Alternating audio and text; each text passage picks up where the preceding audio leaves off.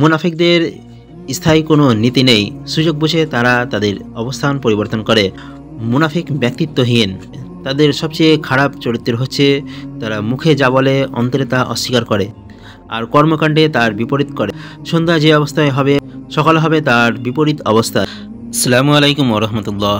সম্মানিত দিনী ভাই ও বোনেরা, আলহামদুলিল্লাহ আমরা আল কোরআন তেলাবাত করে থাকি এবং আল কোরআনের তেলাবাত শুনেও থাকি, কিন্তু আল্লাহ তাআলা আল কোরআনের মধ্যে কী বলতে চেয়েছেন সে বিষয়ে আমাদের জানা একান্ত প্রয়োজন।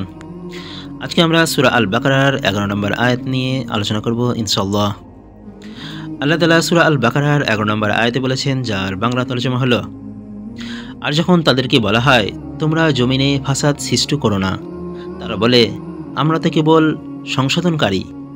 আবুল আলিয়া বলেন, ফাসাদ সৃষ্টি করো না অর্থাৎ জমিনে আল্লাহর অবাধ্য হইও না। মুনাফিকদের ফাসাদ সৃষ্টির অর্থই হচ্ছে জমিনের বুকে আল্লাহর নাফরমানি ও অবাধ্যতা অবলম্বন। কেননা যে কেউ জমিনে আল্লাহর অবাধ্য হবে অথবা অবাধ্যতার নির্দেশ দিবে, সে অবশ্যই জমিনের বুকে ফাসাদ সৃষ্টি করল, কারণ আসমান ও জমিন একমাত্র আল্লাহর অনুগত্যের মাধ্যমে প্রতিষ্ঠিত থাকে।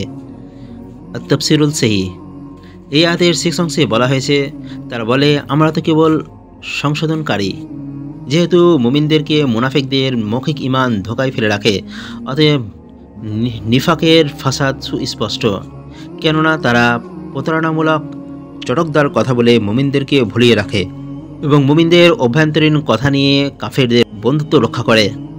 তারা এই ফাসাদকে মীমাংসা মনে করছে আর মনে করছে আমরা মুমিন ও কাফেরদের মধ্যে সেতুবন্ধন হিসেবে কাজ করছি, যেন উভয় দলের মধ্যে আপোষ ও শান্তি বজায় রাখতে পারি। তারা মনে করছে তারা মুমিন ও আহলে কিতাবের মধ্যে আপোষ রফা চালাচ্ছে। এর জবাবে আল্লাহ তাআলা বলেছেন যে মনে রাখো, তারা যেটা আপোষ বা মীমাংসা মনে করছে সেটা আসলে ফাসাদের মূল সূত্র। কেননা তারা তাদের অজ্ঞতার কারণে সেটাকে ফাসাদ হিসাবে মনে করছে না। ইবনে কাসির। মূলত মুনাফিকদের স্থায়ী কোনো নীতি নেই, সুযোগ বুঝে তারা তাদের অবস্থান পরিবর্তন করে। রাসূলুল্লাহ সাল্লাল্লাহু আলাইহি ওয়াসাল্লাম বলেছেন, মুনাফিকদের উদাহরণ হলো ওই ছাগির ন্যায় যা দুপাল পাঠার ছাগলের মাঝখানে অবস্থান করে। জৈবিক তাড়নায় সে উভয় পালের পাঠাদের কাছেই যাতায়াত করে। সে বুঝতে পারে না কার অনুসরণ করা দরকার। মুসলিম শরীফ 2784 নম্বর হাদিস। মোট কথা, মুনাফিক ব্যক্তিত্বহীন। মহান আল্লাহ মুনাফিকদের এই চরিত্রের কথা ঘোষণা করে বলেন, তারা দোটানায় দোদুল্যমান, না এদের দিকে না ওদের দিকে। সূরা আন-নিসা 143 নম্বর আয়াত। কথা বলেন, মুনাফিকদের চরিত্র সম্পর্কে অনেকে বলে থাকেন যে তাদের সবচেয়ে খারাপ চরিত্র হচ্ছে তারা মুখে যা বলে অন্তরে তা অস্বীকার করে আর কর্মকাণ্ডে তার বিপরীত করে। এক অবস্থায় সকালে উপনীত হয় তো অন্য অবস্থায় তার সন্ধ্যা হয়। সন্ধ্যা যে অবস্থায় হবে সকাল হবে তার বিপরীত অবস্থায়। নৌকার মতো নড়তে থাকে। যখনই কোনো বাতাস জোরে প্রবাহিত হয় সে বাতাসের সাথে নিজেকে প্রবাহিত করে। আর তাফসীরুল সহিহ। আজকের মতো এতটুকুই।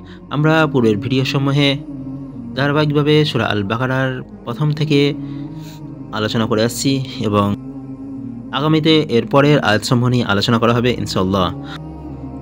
আল্লাহ তাআলা আমাদের আল কোরআন বোঝার এবং সেই মতো জীবনযাপন করার তৌফিক দান করুন। আজকের মতো এতটুকুই। আসসালামু আলাইকুম ওয়া রাহমাতুল্লাহি ওয়া বারাকাতুহু।